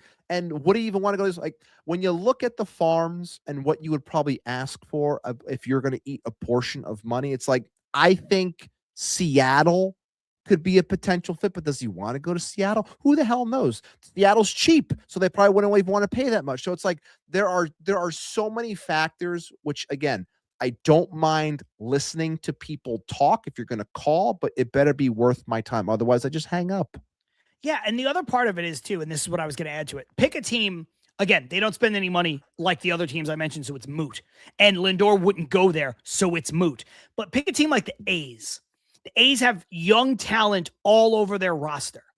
Now, if you're the Mets, though, because you don't have any organizational depth at shortstop that's ready, and there's no shortstop to go out and sign, even if they offered you a guy like Nick Kurtz, you can't make that deal. You can't make that deal because you need a guy who can play the middle infield. With hold on. If you're saying I wouldn't care. I would take Nick Kurtz in a heartbeat. I'm just saying. I understand. I understand what you're saying, but I just mean like it's not a good fit. It's not like ignoring everything else. It's just such a bad fit. It doesn't make sense. So I just can't wrap my head around how this would work, why this would work, why the Mets would do it, and then the Mets fans, to take this full circle with the safe segment, Mets fans say all the time, why do the Mets get rid of good players? The Mets got rid of Pete Alonso. The Mets got rid of Brandon Nimmo. The Mets got rid of Jeff McNeil. Francisco Lindor is better than all three of them combined, and he always has been. John. And he gave me the thumbs down. He gave me the thumbs down. He ain't a homegrown guy. He's not a New Yorker. Yeah. This guy ain't a Kiss New my Yorker. ass. Let me tell you something about this guy, Lindor. Okay, I don't trust him. I think he's a communist. All right, I'm not going to sit here and listen to Mamdani. All right, I voted for Curtis Sliwa. So I'm just saying, get him the hell out of here with his violin-playing wife. I don't care about this. Okay, he's not a New Yorker. I don't trust him. Pete Alonso, Jeff McNeil, Brandon Nimmo. Those were Mets back when men were men. Okay, I don't like any of this other bullshit. Full stop. Right? Is that, did I nail it? That was good. That was pretty good. That was pretty good. Did I get it? Is that the people that want? That's what it is. Oh. Is that the people who want Lindor gone? But it's just like, oh my God, dude, I don't understand. He's going to be more than likely a Hall of Famer. Ibby, how many Hall of Fame players do the Mets have in their history? And you're just going to throw away Hall of Famers? Get him out of here. Get it. Who needs him? He's going to have number 12 up on the rafters. Juan Soto is going to have number 22 up on the rafters. They're both going to go in the Hall of Fame as New York Mets. Next to Beatty 7. Next to me, yeah. And that was for you, Carson. I don't understand. I just don't understand.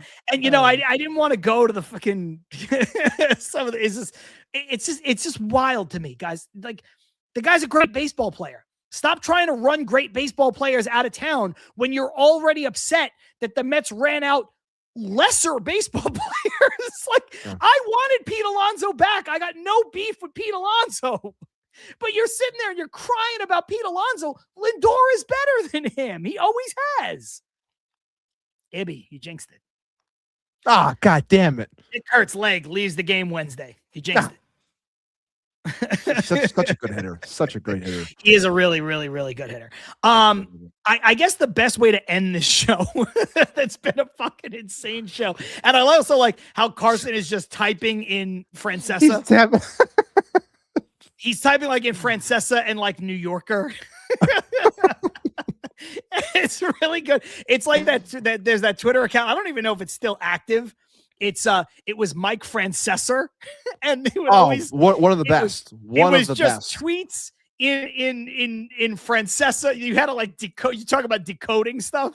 Decoding, and then you would say it, and you're like, it's a good one. My favorite one was the NFL.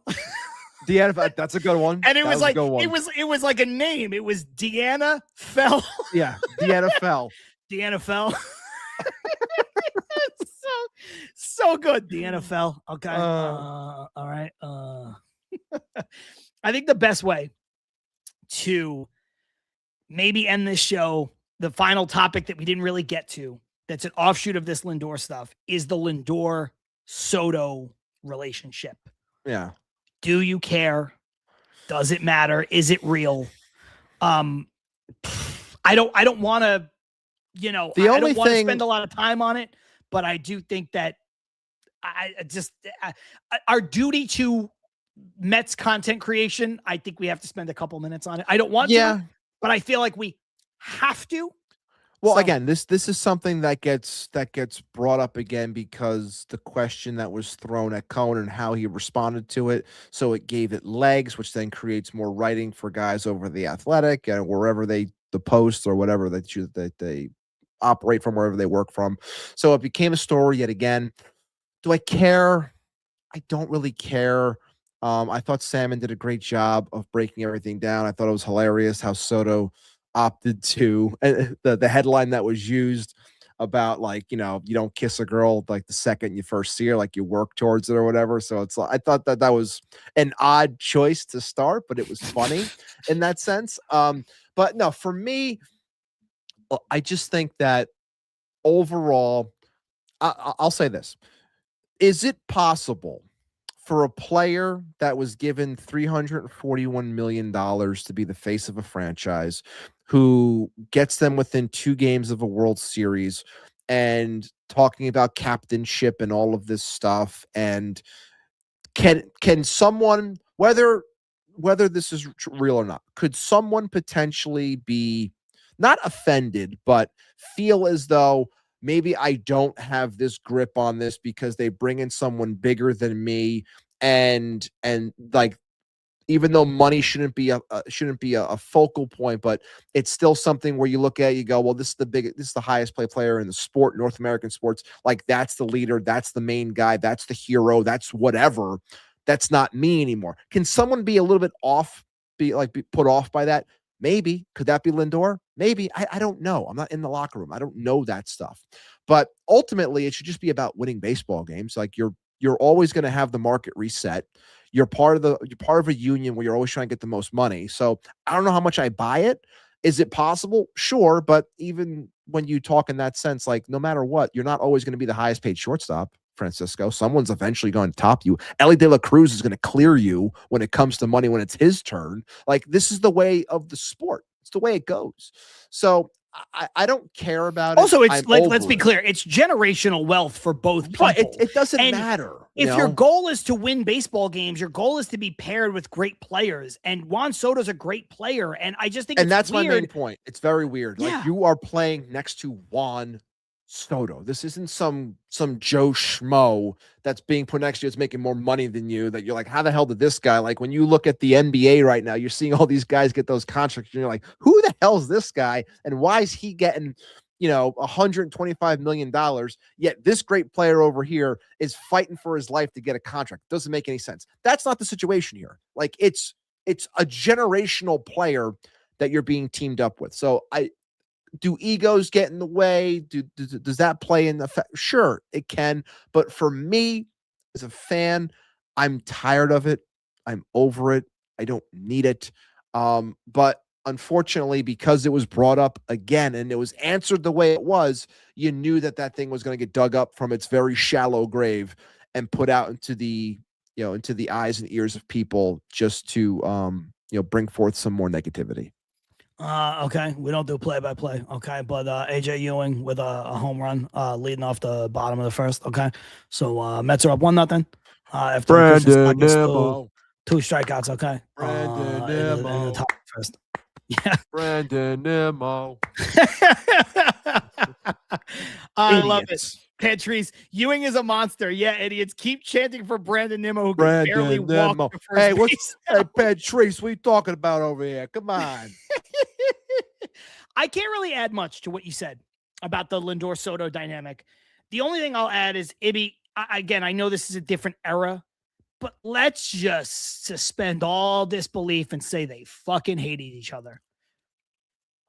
There have been teams that have hated each other that have won World Series before. There are teams that are going to hate each other in the future that'll win World Series.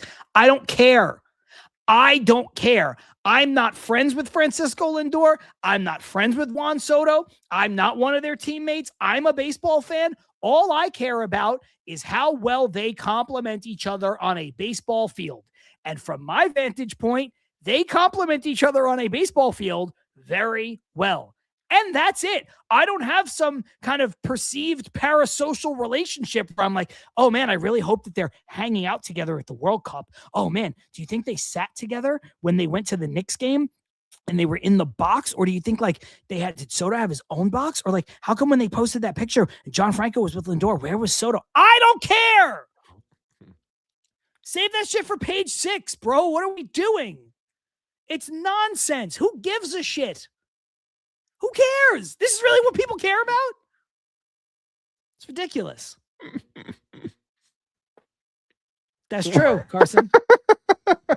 It's just it's so stupid, but it's funny. It's like the giant. That's the Giants celebration, right? Yeah. Oh my god. Yeah. Thank you. Bonds and Kent, Jeter and A-Rod, the entire the entire late 70s Yankees. Like these guys hated each other. They're getting into like the 70s Yankees were getting into fucking knife fights in the dugout. Like, who cares, dude? Who cares? So, Armand saying I could care less if Soto and Lindor are friends. Example, Ibby and myself hate each other, but we're both here to make the show fun and entertaining. Armand's a liar. Ibby, anything we didn't get to that you want to get to before we get out of here for the week? I got nothing. Thank you, Odd Villain. I can't believe I didn't even mention this. 86 team. Yeah, they fucking, yeah, all the fighting there, the way they treated Gary Carter, like all that stuff. Like it's just go out there and figure out a way to win a ball game. Like that's really what it comes down to. I got nothing else to add. I'm ready to pick my crown comment and we can go fucking watch this team if we want to. I mean, I don't really want to, but I suppose for the sake of this and Mets Daily, I have to. Hashtag no free ads. Hashtag no free ads. Hashtag no free ads. We got people coming. No free ads. We got people coming over to this show from Mets Daily last week. So, you know, you never know. You never know what's going to happen. Got to shout out both shows. Got to keep the love. Got to keep the love flowing. Do you know what your crown comment is going to be? Yes, I do. If it's still here, it is from Burnt. I'm going with Rhode Island. Do you like it? I'll buy it for you. So I like that one. I also liked the other one he said with well placed again. New report, old report. Again, Burnt's been great the last 2 weeks with just well placed comments, which is why he's been my back-to-back weeks now my winner for crown comments. I'm going Burnt. I'm gonna give Burnt a little bump this way too. Timing is everything with comedy. We know that, right? Like timing is so important. And it is hard when two people have microphones and cameras and we can emote physically and we are riffing and we're going back and forth and your comment has to come in typewritten. And yet somehow Burnt keeps executing the timing. Doing a good job. Perfectly. Now, part of that is me and Ibby seeing them when we see them. Sure, I get that. There's just a factor. But me and Ibby are pretty good at looking at the comments as they're coming in real time, especially when there's nonsense and we're not trying to make serious points. So to that end, I will say, is that a new report or an old report? That's a good that is one. So good. That is a so good one. You forget how many fucking hilarious like quotables Mike Francesa has had in his like 40-year career. Snowblower. Okay. I got a snowblower. He's a window thrower. He's a window thrower. Many good ones. My favorite thing about window thrower is that term for a quarterback, like that explanation of a quarterback makes total sense. Can throw the ball, tight windows. Totally. Got it. Yeah. No problem.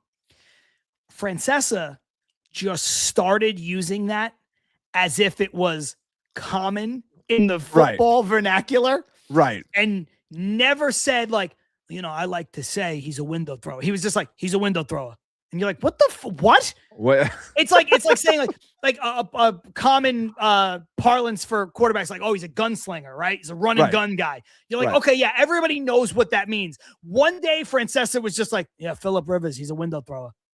And then you're like, what? And just like carried on with the point. Just carried on with the point. And you're like, bro, I need an explanation because this is not something people say to describe quarterbacks. I think I get it, but you owe us an explanation. And he never fucking gave one. That shit is hilarious. But that just goes to show you like what what he thinks of himself. He's like, I can just create entire lexicon. Okay, I can do it. I'm the Pope. He can do whatever he wants, and I think I've said the story before on the show. Like we saw him at Bar A down the shore, and we showed up the one time where we were all wearing like NWO style cutoffs, and we had him as the Pope on the back, and on the front we had like the red and black NWO style, and it said Mongo World Order on the front, and we took a picture with them. And the funniest thing to this day, we still laugh about it, is he took those pictures with us individually and as a group, and he never said a word. He smiled, never spoke. Guy never said a word to anyone until he knew he was getting paid and sitting on that stage, which is hysterical to me because that's something that Francesa would do. He's like, I'm not going to say anything until I'm on that stage and I'm getting paid. I get paid to talk. Okay. I get doing this for, I don't gotta talk to you. Okay. I've been doing it for 40 years. Okay. Ibanez, whatever your name is. Okay. Okay. For 40 years. Okay. I was on the radio 5 days a week. Okay. For 6 hours a day. Okay. You think I'm talking for free? You're crazy. Is this? I don't know this one. Is this a Francesa-ism? Tell me the Kansas City plan. Is that? I think I've heard that one. I think it definitely is. Is I think that it definitely is? Is that burnt? You gotta. I mean, we have to just kill like 2 minutes. I can't wait till next week to find out whether or not. No cliffhangers on this show. Okay. I need to know if it sounds familiar, but I don't remember. Is it in comparison to the Chiefs? Like, is that what it was? Like, I'm not sure. It's gotta be, right? It's got to be a Kansas. 100% Mahomes. Yeah. Okay. Mahomes. Yeah. That's what I figured. Yeah. That's what I figured. Yeah. I don't really remember that one. I do. I remember. I love it. I played it out of context for my girlfriend when we were watching the Daredevil series when him and Mad Dog were talking about the summer movies. Oh, yeah, of course. Classic. Like, Ben Affleck plays a blind crime fighter. Superhero. A blind crime fighter. And Mad Dog just, without missing a beat. True story? True story? No, it's fiction. It's fiction. True story. It's fiction. Yeah, the fucking blind crime fighters running around New York, you fucking idiot. There's no true all story. Time. All time segment. You can't. And just how Francesa was so quick, like, no, it's fiction. It's fiction. You could tell because that was like near the end. You could tell Francesa wanted to be like, you fucking idiot. Okay. Are you so fucking stupid? Okay. You idiot. Oh my God. You asshole. Okay. Let's get out of here. This has been a fun show. Thank you, Patrice, in all caps. Great freaking episode today. Guys, seriously, been laughing like crazy and awesome topics. We appreciate it. We appreciate all you guys. Thank you so much, guys. Especially, look, those of you who have been around a long time. Who's Stan Lee? Okay. Also, Mr. Rogers confirmed kills. Who that cares? Was a good one. Who cares? Who cares? Who cares? Who cares? The guy's dead.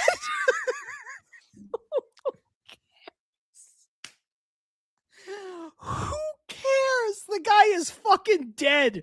What I just put in the comments. Oh, that's good. Who cares? Who cares? Like that was a classic. Like back after this, like the way the Francesa-isms. Like that was a go. I read. I was like, who cares? Oh, who cares? Okay, that makes sense. That makes sense. Who cares? Especially in a season that has turned very negative very quickly. Season that's been dead in the water for a long time. We appreciate everybody who continues to show up every week to hang out with us, have some laughs, talk some baseball, which we're always going to do. We're always going to keep it, legit. That's the thing about the Mets. That's the thing about a long baseball season. Even in the shittiest of times, there's going to be something to talk about, and we're going to be here doing that.